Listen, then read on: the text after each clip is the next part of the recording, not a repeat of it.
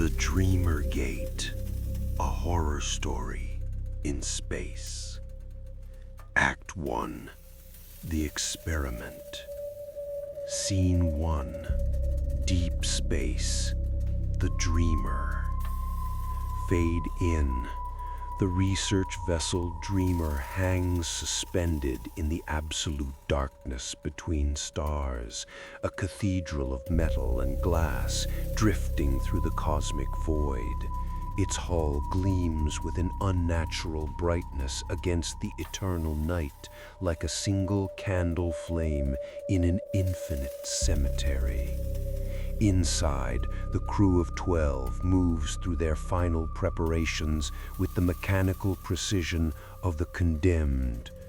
Captain Elena Voss stands on the bridge, her weathered hands gripping the command console as though it might anchor her to sanity itself.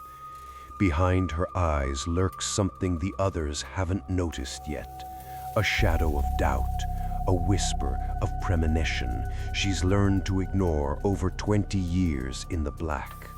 The mathematics are perfect, the simulations flawless, every calculation checked and rechecked by the brightest minds humanity could offer to the stars, and yet her fingers tremble. "All stations report ready, Captain," announces Dr. James Ford, the chief physicist whose enthusiasm for the impossible has brought them to this moment. He's spent 5 years designing the quantum collapse array that will tear reality apart and stitch it back together into something new, something humanity was never meant to possess. The wormhole generator hums beneath them, a sleeping god about to wake. Around the bridge, the crew occupies their stations like chess pieces arranged for an endgame none of them can see. Chief Engineer Marcus Reed monitors the power systems, his dark skin glistening with nervous sweat despite the ship's perfectly regulated atmosphere. Dr. Sarah Chen, the astrophysicist, tracks gravitational anomalies with the focused intensity of a surgeon preparing for a delicate incision. Communications officer Julia Santos murmurs into her headset, relaying final confirmations to the observation stations scattered throughout the solar system, each one hungry for the data that will rewrite physics textbooks forever. But there's something they haven't accounted for in their equations and theories, something that doesn't exist in any peer-reviewed journal or quantum mechanics textbook. Some doors, once opened, can never be closed.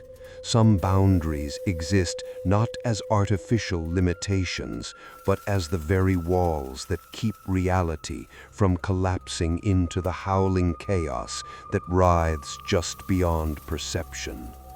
The dreamer is about to learn why ancient myths warned against stealing fire from the gods. Scene 2, The Activation. The countdown begins with the sterile precision of medical amputation. Numbers descend on every screen, each digit bringing them closer to either humanity's greatest triumph or its most profound violation of the natural order. Initializing quantum field generators, Ford announces, his voice crackling with barely contained excitement. Power output at 40% and climbing, 50%, 60%.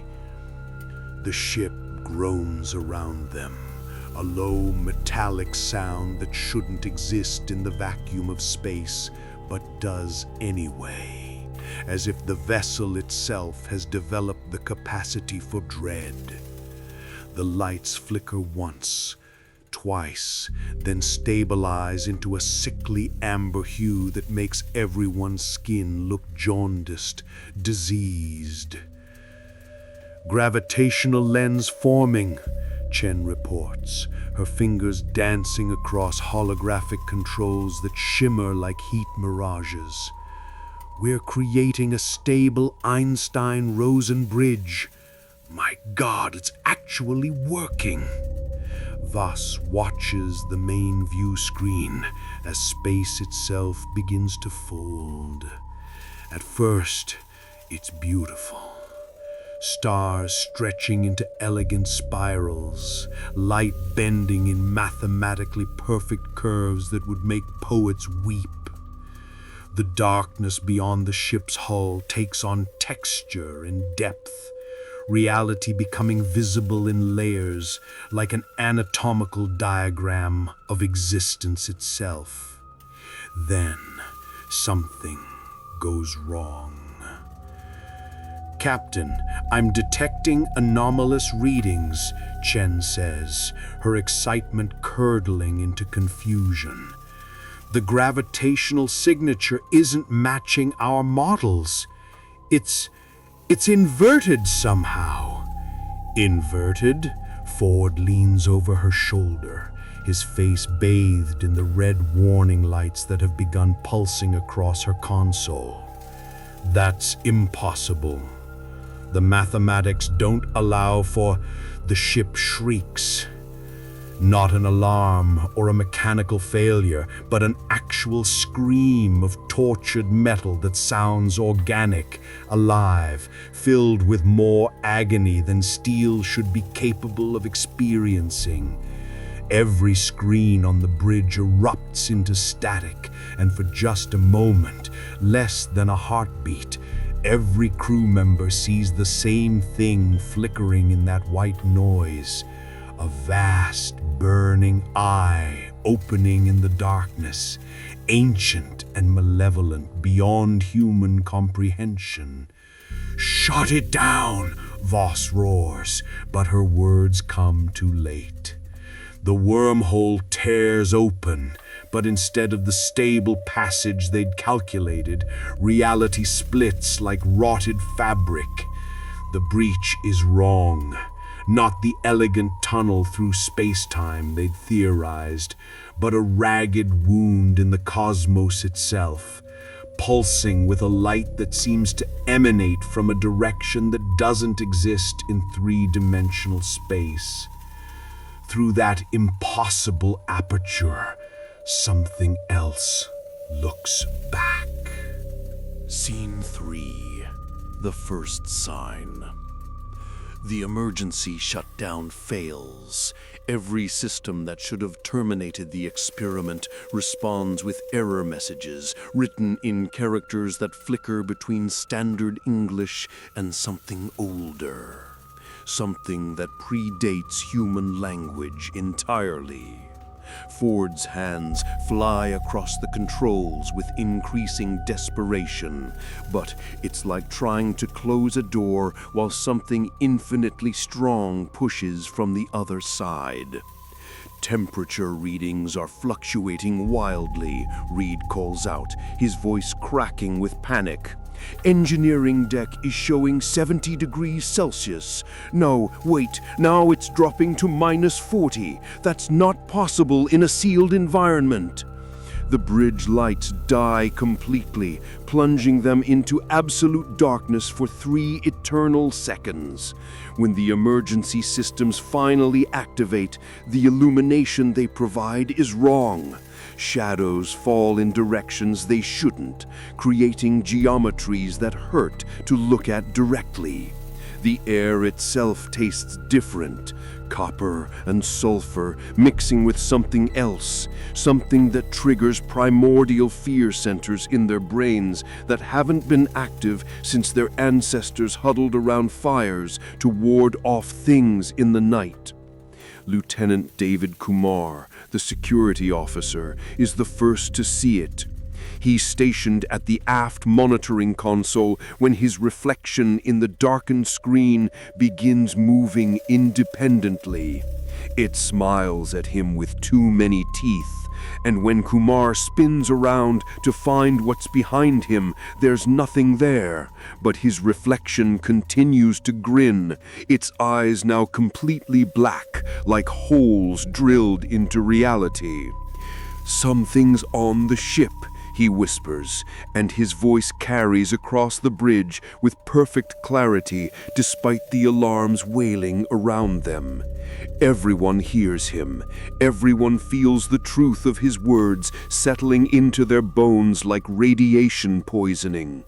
Voss activates the internal sensor network, and what she sees makes her blood crystallize in her veins. The ship scan shows all 12 crew members in their proper locations, but there are 13 heat signatures now. 14, 20. The numbers keep climbing, and the new signatures don't move like humans. They flicker in and out of existence, appearing in multiple locations simultaneously, defying every law of physics that hasn't already been violated in the past 5 minutes. On the view screen, the rift continues to expand, and through it, they can now see what hell looks like when it hungers. Act 2. Hell breaks loose. Scene 4. The manifestation. The first physical manifestation occurs in the medical bay, where Dr. Patricia Wilkes is running diagnostics on the ship's biocontainment systems when the temperature drops so rapidly that frost crystallizes on her breath mid-exhale. The medical equipment begins displaying vital signs for patients that don't exist. Pulse rates of 200, blood pressure readings that would rupture human organs, body temperatures that would boil blood. Then the body bags in the morgue drawers start moving. The ship only has 3 body bags stored for emergency use, sealed in vacuum-rated containers in accordance with deep space protocols. But when Wilkes backs against the wall, watching in paralyzed horror, 7 drawers slide open simultaneously. The bags inside are occupied, bloated with impossible contents that writhe and pulse with independent life. She runs, her screams echoing through the corridors, but the ship has changed. The familiar passages of the dreamer now stretch and contract like throats swallowing. Walls that should meet at right angles instead curve in directions that don't exist, creating spaces that are somehow both vast and claustrophobic. The lighting strips pulse in rhythm with something that might be breathing, might be a heartbeat, might be the slow countdown to damnation.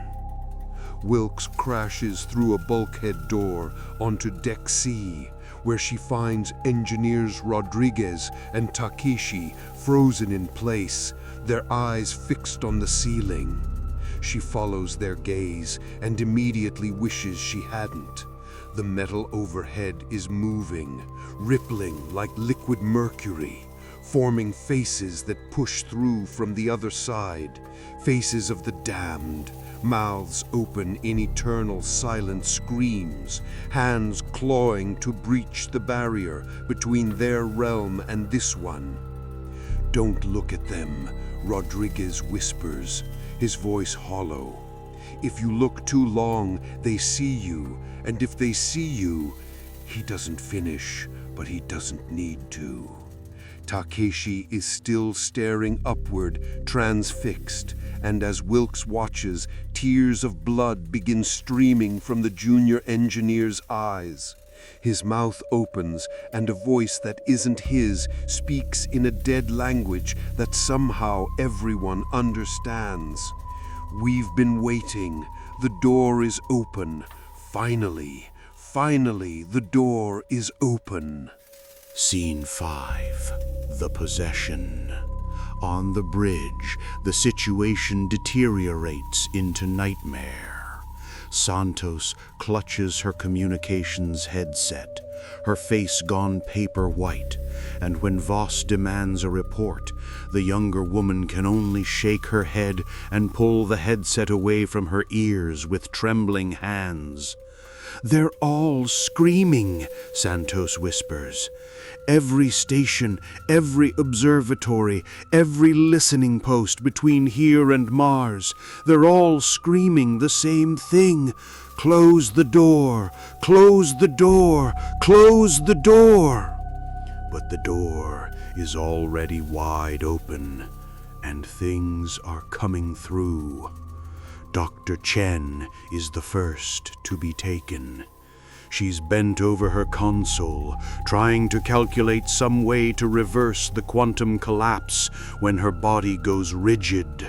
Her spine arches backward at an angle that would break vertebrae, and when she speaks, her voice has become a chorus, dozens of voices overlapping, male and female, young and old, all united in malevolent purpose. "You invited us," the thing wearing Chen says, turning her head 180 degrees to face the bridge crew. Her eyes have turned entirely black, not just the pupils, but the whites as well, like someone filled her skull with crude oil. "You opened the way. You reached down into the dark and pulled us up into the light. And now we're hungry. So hungry. It's been so long since we've had fresh meat." Ford tries to reach her, some vestige of their former friendship compelling him forward. But Chen's body moves with inhuman speed. She's across the bridge in a heartbeat, her fingers now ending in claws that definitely weren't there a moment ago, wrapped around Ford's throat. The physicist's eyes bulge as those talons pierce his skin, drawing blood that runs black instead of red, viscous and wrong. "The thing about hell," Chen's possessed mouth whispers directly into Ford's ear, "is that it's not a place, it's a state of being. It's the absence of hope, the certainty of eternal suffering, the knowledge that there is no God coming to save you. And now this ship is hell. This ship is our domain, and you're all going to learn what that means." She releases Ford, who collapses gasping to the deck, and then Chen's body begins to change in earnest. Her bones crack and reform. Her skin splits to reveal something writhing underneath, and the screaming that erupts from her throat sounds like 1,000 tortured souls finally given voice. Scene 6. The Decimation. What happens next occurs almost simultaneously throughout the ship, as if hell itself has developed a strategy, coordinating its assault with military precision. In engineering, Reed watches his systems fail in impossible sequences. The reactor should be in meltdown, but instead it's burning cold, drawing power from somewhere else, somewhere that exists outside the normal flow of energy and matter. The power it generates now has weight, has malice, and when it flows through the circuits, it carries whispers that promise oblivion. One of his junior engineers, Patterson, touches a control panel and immediately begins screaming. His hand fuses to the metal, flesh and machine merging in a grotesque hybrid that spreads up his arm like infection. Within seconds, Patterson has become part of the ship itself, his body absorbed into the bulkhead, his face protruding from the wall in a permanent expression of agony. Still alive, still conscious, now condemned to feel every system failure, every breach, every violation of the vessel, as if it were happening to his own body. In the crew quarters, Lieutenant Sarah Okonkwo locks herself in her cabin as something pounds on the door with force that dents the reinforced steel. Through the gap beneath the door, she watches shadows pool like liquid darkness, forming shapes that writhe and reach for her with fingers made of solidified night. Her personal terminal activates on its own, and messages begin appearing on the screen. Messages from her dead mother, her dead brother, everyone she's ever lost, all begging her to open the door and join them in the darkness where the pain finally stops. She doesn't open the door. Instead, she opens the emergency airlock. The explosive decompression should kill her instantly, should suck her out into the vacuum where death would be mercifully quick. But the ship won't let her go that easily. The air doesn't evacuate, it screams. The vacuum beyond the open airlock has developed lungs, has developed hunger, and it breathes in, pulling her halfway through before the safety systems engage and seal the breach with her still caught in it, her body bisected by the emergency door, kept alive by something that defies biology, feeling everything, unable to die. Scene 7. The Captain's Choice. Voss makes it to the armory with Kumar and 3 others. Chen, before her possession, Medina, and Torres. They're armed now, carrying weapons that were meant for boarding actions and asteroid pirate encounters, utterly useless against what they're facing, but providing the fragile illusion of control. "We need to destroy the wormhole generator," Kumar says, checking the charge on his plasma rifle. "If we can shut down the breach, maybe whatever came through will be pulled back." But Voss knows better. She's seen the sensor data, watched the readings that make no sense in any framework of physics or theology. The rift isn't a doorway anymore. It's a wound that's metastasizing, spreading through space itself like cancer through tissue. They didn't create a passage to hell. They gave hell a passage to them. "The self-destruct," she says quietly. "It's the only way." The others stare at her, comprehension dawning slowly.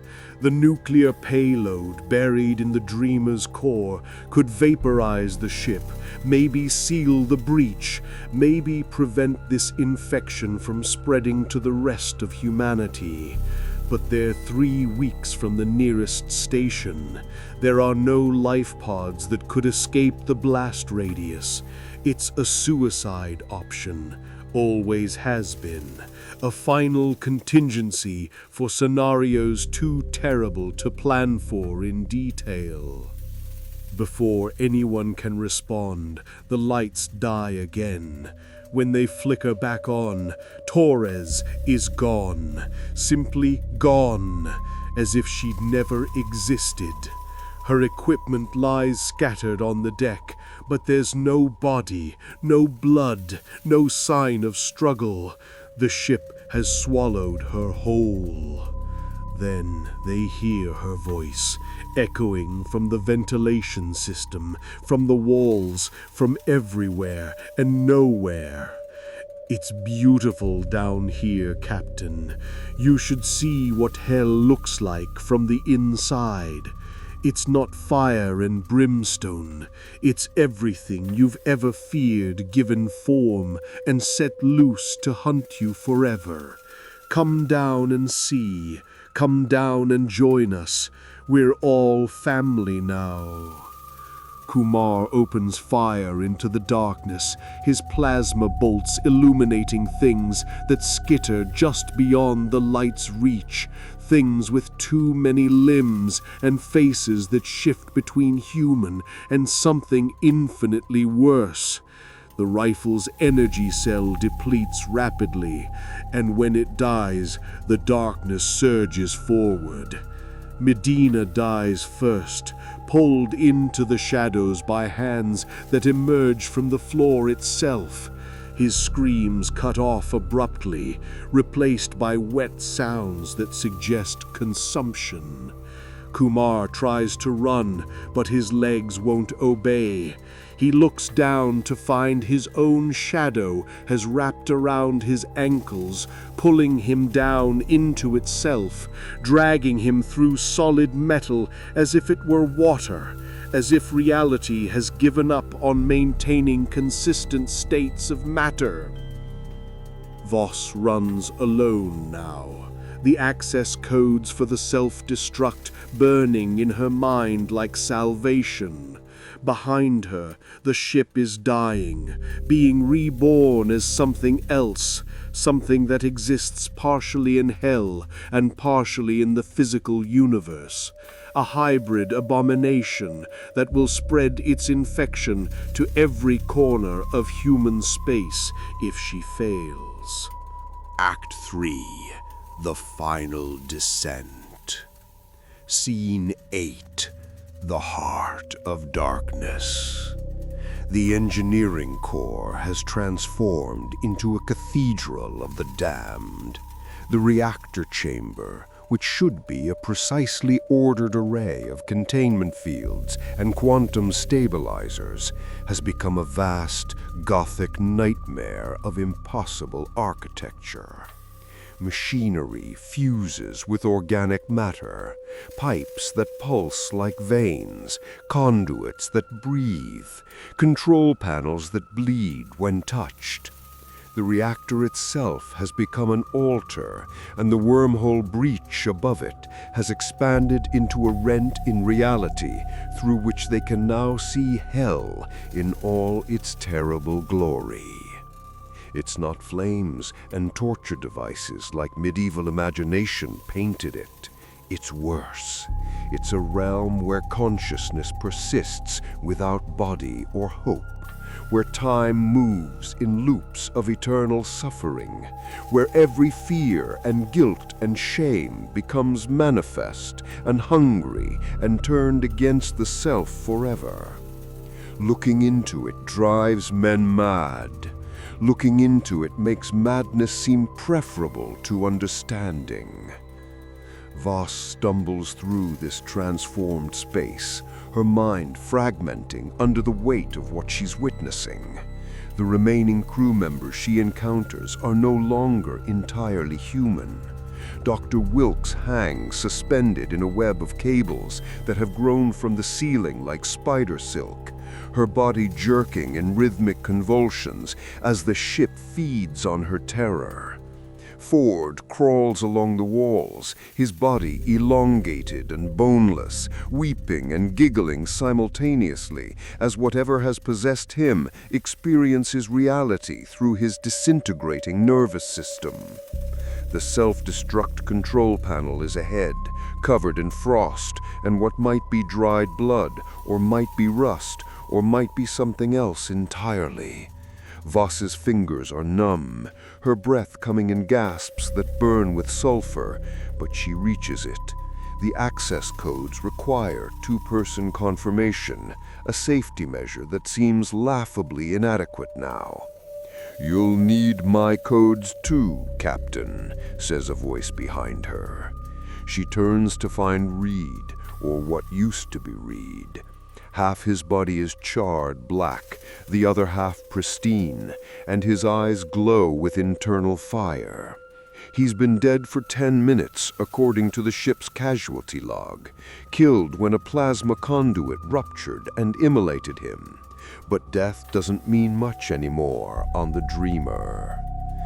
"I can help you," the thing wearing Reed says, moving closer with jerky, puppet-like movements. "I can give you the codes. I can let you destroy this beautiful new world we're building. But you have to understand something first, Captain. You have to understand what you're really destroying." "I'm destroying hell," Voss spits, her hand hovering over the activation sequence. "No," Reed's corpse smiles, and behind his teeth is darkness absolute. "We're contained here on this ship because the breach is localized. But if you trigger that warhead, if you crack this vessel open and scatter our essence across space, you'll seed us among the stars. Every fragment will be a new infection point. Every particle will carry a tiny piece of hell with it.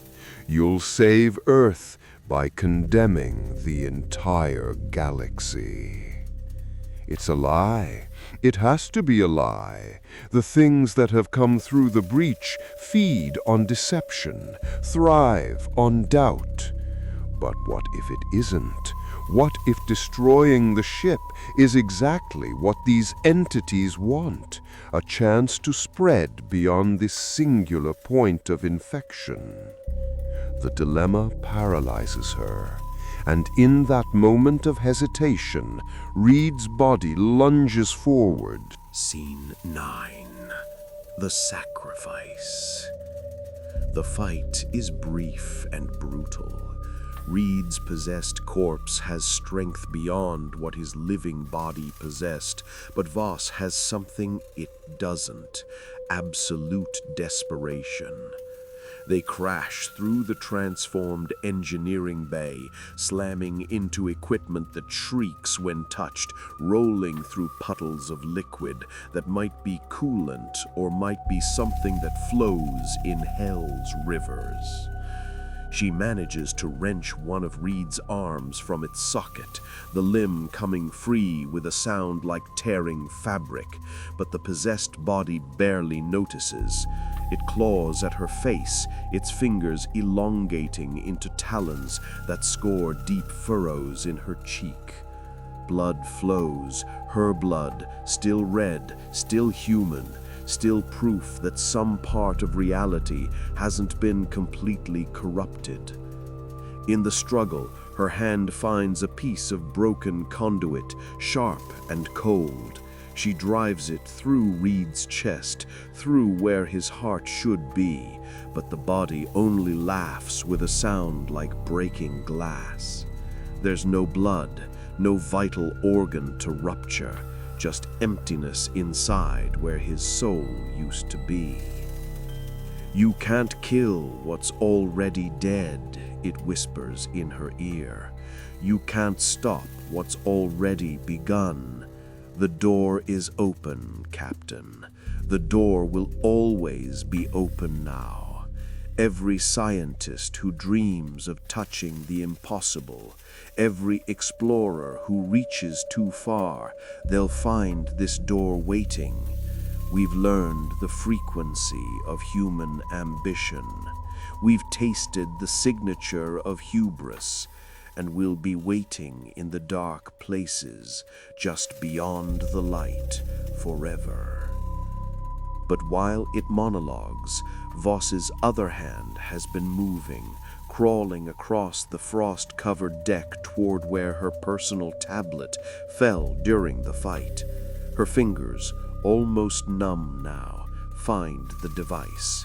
With the last of her strength, she triggers an emergency protocol she never thought she'd use, a command that simultaneously vents all atmosphere from the engineering section and activates every plasma torch, creating a furnace that should incinerate everything within. The possessed Reed realizes what she's done and tries to stop her, but it's too late. The atmosphere tears away with a roar, and the plasma torches ignite in a storm of cleansing fire. The flames don't just burn, they purify, and for just a moment, the transformation of the engineering bay reverses. The organic growths shrivel and die. The impossible geometry simplifies back into recognizable technology. The breach itself contracts, pulling back like a wounded animal. In that moment, in the instant before the flames reach her, Voss sees through the narrowing rift. She sees hell truly, sees the countless souls suffering there, sees the ancient intelligence that rules that realm, turning its attention fully to the dreamer for the first time. And she understands. They've caught the attention of something so vast, so malevolent, that the possessions and transformations have just been its fingers idly exploring a new toy. If that intelligence fully emerges through the breach, it won't just corrupt the ship, it will corrupt space itself, rewrite the fundamental laws of physics to include suffering as a cosmic constant. The galaxy will become Hell's new territory. She enters the self-destruct codes with fingers that are already beginning to char. Reed's body burns beside her, finally truly dying, the possessing entity fleeing back through the rapidly closing rift. The reactor begins its terminal sequence, a countdown that measures in seconds rather than minutes. Voss modified the timing, ensuring no one can abort, ensuring no demonic trickery can stop what's coming. 20 seconds. The ship screams its death cry, a sound that registers on instruments back in human space, a warning in the form of electromagnetic shrieking that will puzzle scientists for generations. 15 seconds. The possessed crew members feel it, feel the approaching oblivion, and they run toward the breach in desperate flight. Some make it through, carrying their stolen bodies back to hell. Others disintegrate as the flames spread, their borrowed flesh unable to withstand the purifying fire. 10 seconds. Voss thinks of Earth, of the billions who'll never know how close they came to damnation. She thinks of her daughter, 8 years old when Voss left for this mission, who will grow up believing her mother was a hero instead of a fool who opened the door to darkness. 5 seconds. The breach seals completely, reality snapping back into its proper configuration like a rubber band released. For just an instant, the dreamer is a normal ship again, a cathedral of human engineering and aspiration, unmarred by demonic transformation. 1 second. Voss closes her eyes and whispers a prayer to gods she stopped believing in decades ago. Maybe they're listening. Maybe they'll forgive humanity for reaching too far, for touching things we were never meant to touch. 0.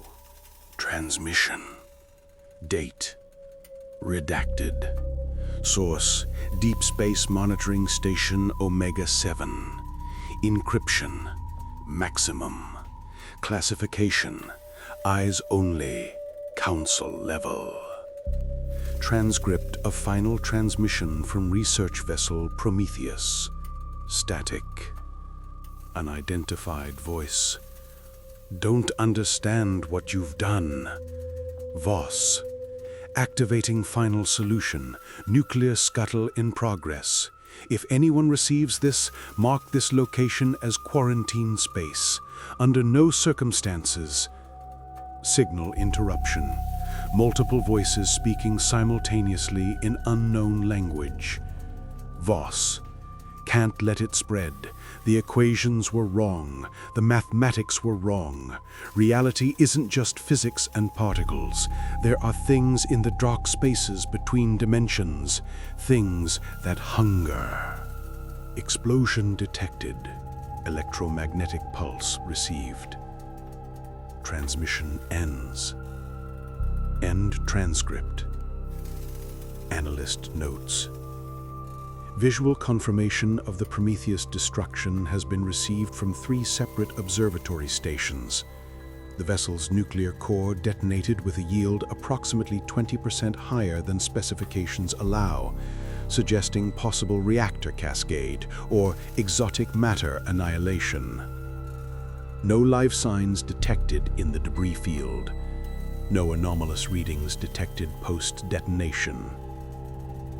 The experimental wormhole generator produced no stable Einstein-Rosen bridge. All equipment readings and recovered data suggest a catastrophic equipment failure rather than any genuine rift in space-time. Official report. Technical malfunction led to reactor breach. All hands lost. The experiment was a failure. No further attempts to be made. Addendum. Redacted. Unofficial observation. 3 monitoring stations that had direct line of sight to the Prometheus during its final moments have reported unusual psychological effects among their crews. Increased reports of nightmares, shared delusions of things in the walls, and 1 case of unprovoked violence requiring medical sedation. Stations have been quietly evacuated pending psychological evaluation. The debris field from the Prometheus is being collected for analysis, but several recovery teams have reported equipment malfunctions when approaching the larger fragments. Magnetic anomalies, they claim. But the readings don't match any known stellar phenomena. And here's the thing no one is saying officially. The thermal signature of the explosion doesn't match what a nuclear detonation should produce. It was too cold. The flames burned black, and in the high-resolution imagery captured by Omega-7's primary telescope array, just before the fireball consumed everything, you can see the hull of the Prometheus. It was smiling. Recommendation: classify all data related to the Prometheus incident under Protocol Pandora. Quarantine the coordinates permanently. Establish a monitoring perimeter of no less than 10 light hours. Any object attempting to enter or leave the designated zone is to be intercepted and destroyed without warning or examination. And for God's sake, shut down all wormhole research programs, all of them, permanently. Some doors should never be opened.